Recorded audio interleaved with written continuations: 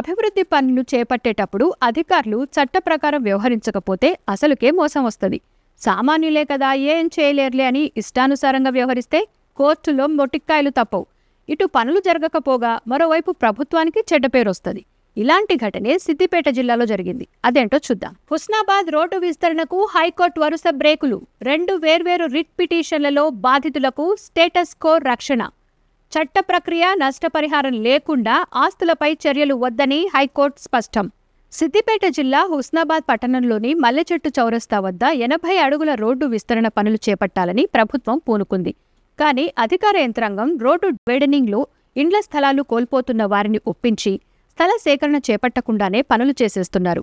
దీంతో ఆగ్రహించిన స్థానికులు నష్టపరిహారం ఇవ్వకుండానే పనులు ఎలా చేస్తారంటూ ఒకరి తర్వాత మరొకరు హైకోర్టును ఆశ్రయిస్తున్నారు. దీంతో జూలై 24న ఒకసారి, జూలై 27న మరోసారి 2 పిటిషన్లు విచారణ సందర్భంగా ఆయా బాధితుల ఇండ్ల కూల్చివేతలు చేపట్టొద్దని ఆదేశాలు జారీ చేసింది. ఓట్లప్పుడేమో ఇల్లు తిరిగిండు, అన్నిటికీ నేనున్నాని ఇప్పుడు గడ్డెక్కిండు. గడ్డెక్కి ఇప్పుడు మమ్మల్ని బాయిలో నూపుతాడు. మరి మమ్మల్ని ఎక్కడ నూపుతారు? ఏ బాయిలు వేసేస్తారు? మేము దిక్కు సక్కిలేనో. నా కొడుక తెలివి కల్లోడు కాదు. నా ఇంట్లో ఆయన మొగోడు ఇవ్వలేడు. నాకు అన్ని రోగాలే ఉన్నాయి. మనిషిని చూడ మంచిగానే ఉన్నా. మరి నన్ను తీసుకుపోయి అడవిలు ఎత్తే నాకు ఓరాత్రి రోగం వస్తే నన్ను ఎవరు తీసుకొస్తారు? దవాఖానలో పంట ఎవరు తిప్పుతారు? నాకు అది కావాలి పరిష్కారం.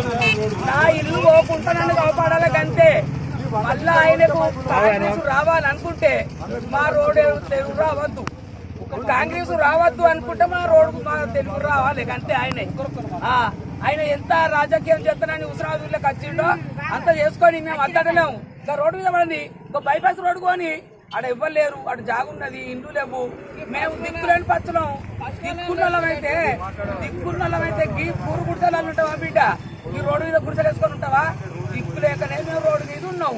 మమ్మల్ని ఏం చేస్తాడో చెయ్యని. ఇక ఆయన ఎంత అప్పుడు వచ్చిండు, మరి ఇప్పుడు ఎందుకు రాడు? సాటుకుంటే ఎవరిలో తోలుతాడు. అట్లా తోలే పని లేదు కదా. ఆయన వచ్చి నిలబడి బిడ్డలాల గది కాదు గది అని చెప్పాలి మాకు. ఏది లేదు ఏం లేదు, పోయి నూకెత్తాం, చంపుతాం, చేస్తాం అంటే మా శవాల ఇంటికి వెళ్ళా రోడ్డు చేసుకొని. ఈ ఊరికి పోవాలంటే శవాలు తప్ప ఏం లేదు. ఒక బతుకమ్మ పండుగప్పుడు శవాలు అప్పుడు అంతే. ఆ శవం అయినా దిక్కులేందుకు తప్ప ఎవడు పోడు. దిక్కున్నాడు తప్ప వాడిని చాలా మంది పోతారు. బండ్ల మీద పోతారు, కార్ల మీద పోతారు, అన్నిటి మీద పోతారు. నా సొంత చచ్చింది దహేన్యవాది చచ్చింది కదా, కోడి చచ్చింది, కోడమ్మల వారే ఇరంటారు అంతే. ఇక దానికోసం ఈ రోడ్డు వెడల్పు చేసే పనే లేదు ఆయనకు. ఈ రోడ్డుకు రావద్దు ఆయనే. మళ్ళా కాంగ్రెస్ రావాలని అంటేనమ్మా ఆయన రావద్దు. వద్దు అనుకుంటే ఆయన రావాలి. ఇక అంతే. అది ఒక్కడే ముచ్చడా. ఆయన వచ్చి కూకుడు మాట్లాడాలి మాతోటి. అప్పుడు ఇల్లు తిరిగిండు, వాడవాడ తిరిగిండు. పురుగు గుడిచాక అయినా పోయి అవ్వ మంచుకున్నావానే, అవ్వ బువ్వ, తల్లి, చెల్లె, అక్క, బిడ్డ అన్ని మాట్లాడిండు అప్పుడు. మరి ఇప్పుడేమో ఆ మాటలండి. అవన్నీ మూటగట్టు పెట్టిండా? అవునా అయ్యా? అవన్నీ మూటగట్టు పెట్టిండా అంటన్నా.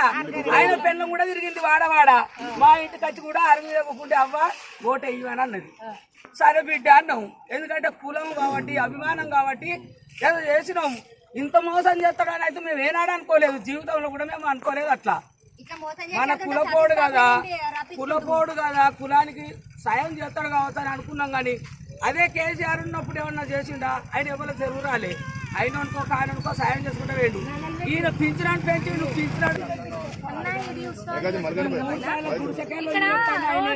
ఫస్ట్ ఉన్నది 30 ఫీట్లు అన్నారన్న. 30 ఫీట్ల నుంచి ఉన్న రోడ్డు కాంగ్రెస్ ప్రభుత్వం 80 ఫీట్లు వేసుడు అంటే చాలా ఇండ్లు పోతున్నాయి అన్న. ఈ రోడ్డుకు 3 బస్సుల కంటే ఎక్కువ పోవన్నా. 3 బస్సులు ఏదైనా చేర్యాల హైదరాబాదు, ఇక్కడ నుంచి కొమరవెల్లి పోతుంది. ఇక్కడ కాలేజీ బస్సు మామూలుగా ఒక 2 పోతాయి అన్న. ఆ 3 బస్సుల కోసం 80 ఫీట్ల రోడ్డు దేనికోసం అన్న? 80 ఫీట్ల రోడ్డు కాకుండా 50 ఫీట్ల రోడ్ వేసుకున్నా, 40 ఫీట్ల రోడ్ వేసుకున్నా కూడా లారీలు పోతాయి, బస్సులు పోతాయి. ఇవన్నీ పోయినా కూడా దేనికోసం అన్నా? ఇది బతుకమ్మ పండుగకు రోడ్ చూస్తే తప్ప ఈ రోడ్ ఎవరు చూడరు. ఈ రోడ్డుకు మీరు పొద్దంతా ఉండి నిలబడి లెక్క పెట్టినా కూడా కార్లు, బస్సులు ఎన్ని ఉన్నా 108 రోడ్లు లెక్క పెట్టుకోవచ్చు అన్న. మెయిన్ రోడ్డుకు లేని హైవే. ఇప్పుడు ఈ గల్లీలకు మేము ఎవరు లేరు, చేసుకునే చేతుల కట్టంతో బతికే వాళ్ళం. ఆ బతుకు కోసం ఎందుకన్నా మా నోట్లో ఇట్లా ఇల్లు పోగొట్టి మమ్మల్ని రోడ్డుకి ఎక్కుతురు కదా. ఈ రోడ్డుకు ఎగ్గేది ఏమి లేక వాళ్ళ ఇల్లు చూసుకుంటా 40 ఫీట్ల రోడ్ పెట్టుకొని అందులో మోరు పెట్టుకొని మోరి కట్టించి ఉన్నా కూడా అవి ఏంటంటే ఇప్పుడు మోరీ ఉన్నా కూడా ఇటు రోడ్లు లారీ పోయినా ఓకే, బస్సు పోయినా ఓకే అన్న. ఈ పోకుండా ఇండ్లు పోకుండా చూసుకోవాలని మనవి. మా ఇంట్లో తెరువు అయితే రావద్దు.